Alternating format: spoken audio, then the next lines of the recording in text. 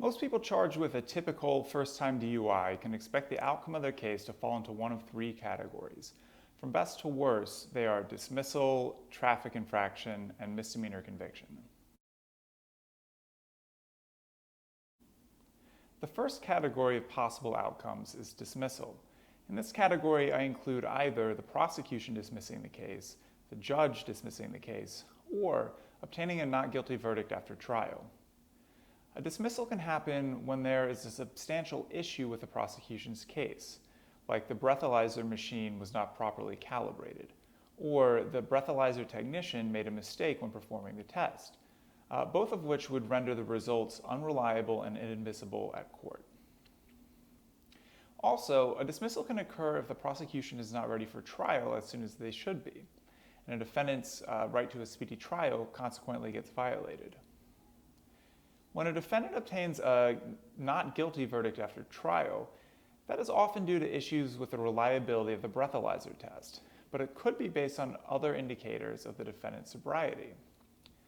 It could also be based on some unique situation, for instance, like having an operation defense.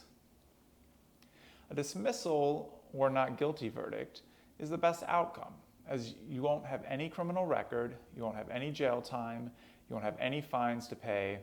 It's like the case never happened.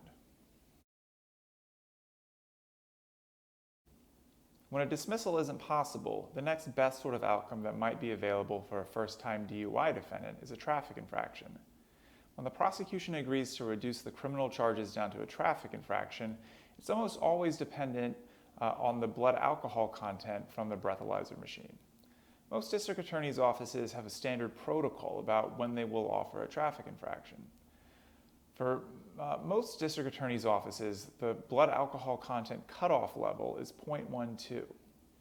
As a reminder, the legal limit for driving in New York is 0.08. So, if you blow a 0.08, you'll be charged with the crime of driving while intoxicated. If it's your first DUI, many prosecutors will eventually offer to knock the charges down if your blood alcohol content is 0.12 or lower. So, if your breathalyzer result is 0.08, 0.09, 0.10, 0.11, or 0.12, as a first-time DUI defendant, you can at least reasonably hope that your attorney will be able to get the charges reduced to a non-criminal offense. That said, this is the general rule, but it is dependent on the specifics of your case. So, for instance, if you blew a 0.08 or 0.09, but you ran into another vehicle, in that situation, it's very unlikely the prosecutor will easily offer to reduce the charges down to a traffic infraction. Also, the other factors that I mentioned in the dismissal section may be considered by the prosecution when they determine whether to offer to reduce the charges down to a traffic infraction.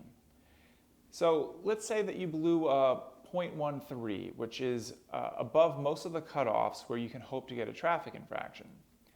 If your attorney were to discover that there were major issues with how the breathalyzer tests were conducted, your attorney could still possibly get the charges reduced down to a traffic infraction. So, if you have a first-time DUI criminal charge and your attorney is able to get a deal where the charges are reduced from a crime down to a traffic infraction, the penalties that you can expect with that traffic infraction are as follows. First, your conviction will be to driving while ability impaired, which, as mentioned, is a traffic infraction. It's not a crime. That traffic infraction will be on your record, but again, it's not a criminal offense. Just like a parking ticket is on your record, driving while your ability impaired will also be on your record. But again, it's a non-criminal record. So since it's not a crime, you can honestly say on any job application or to anyone who asks that you don't have a criminal record. You are not a convicted criminal. Second, regarding your fines will be between $300 and $500 as a part of your sentence. And in addition to that, the court's going to impose a surcharge of approximately $200. And lastly, regarding the fees, you're going to have to pay a driver's responsibility assessment, which is $250 per year for 3 years, so a total of $750 for that driver's responsibility assessment. Third, regarding jail time, technically you can receive a jail sentence of up to 15 days. However, that's incredibly rare, and if your attorney is able to work out a deal so that you can get the traffic infraction, odds are that you're not going to serve any jail time as part of your sentence. Fourth, you will have to complete a short 2-day drinking and driving program. And finally, your driver's license will be suspended for 90 days. That said, once you begin the drinking and driving program, you can apply to receive a conditional license. And that will allow you to immediately drive to certain locations, to and from certain locations, such as going to and from home or going to and from work.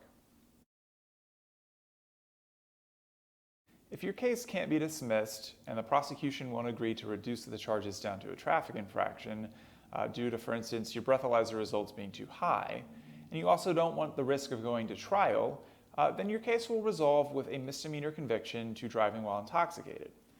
If you plead guilty to driving while intoxicated and it's your first DUI, you will very likely not get any jail time.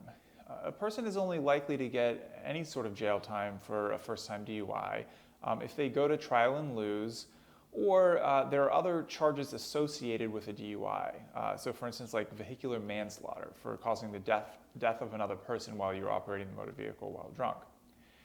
Technically, though, you can face a sentence of up to a year in jail, although, again, it's very unlikely unless the facts of your case are very bad. Regarding your fines will be between $500 to $1,000, and you'll still have to pay the court surcharge of roughly $200. And lastly, regarding the fees, you will have to pay the driver's assessment fee, which again is $750 over the course of 3 years.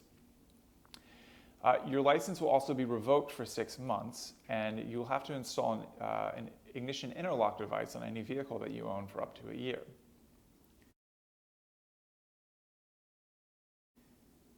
If you've been charged with a DUI in New York, give me a call for a free consultation.